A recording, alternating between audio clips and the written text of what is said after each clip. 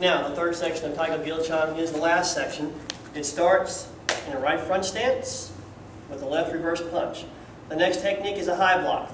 It doesn't matter whether you come on the outside, the rising hand coming up on the outside of the guard, or the rising hand coming up on the inside. Whichever way your instructor showed you is the right way.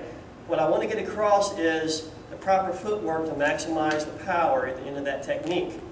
Now, when I'm here, I look to my left. As I step, preparing for the next stance, I chamber, but my head stays at the same level.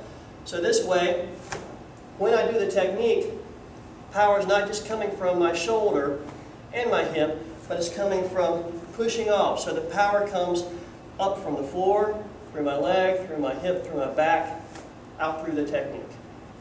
Now, the next technique is a kick.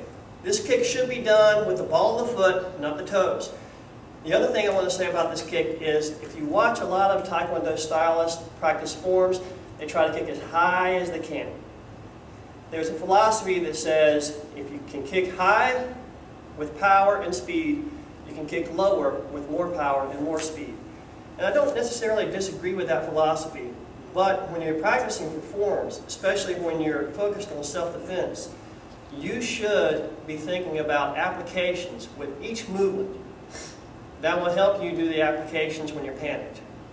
If you do them thousands of times when you do the forms, thinking about the applications in your head, it'll be easier for you to defend yourself when you're not thinking. So, make that technique, make that kick realistic. Not with your toes, but with the ball of the foot, either to the middle section or to the head. Do. Now, a couple of other things about that. She's in a high block motion. As her knee comes up, her guard came down.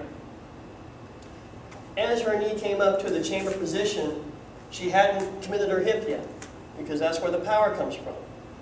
Now, when she kicked, her hip went in and she brought it back to the chamber position. From here, here, from here.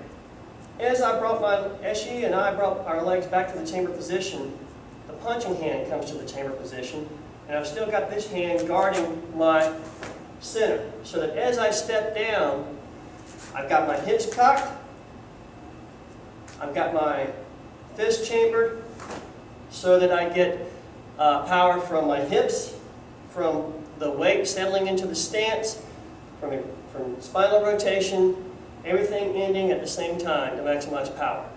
Same thing in the other direction. Na, do, na. Low block in the front stance. Do.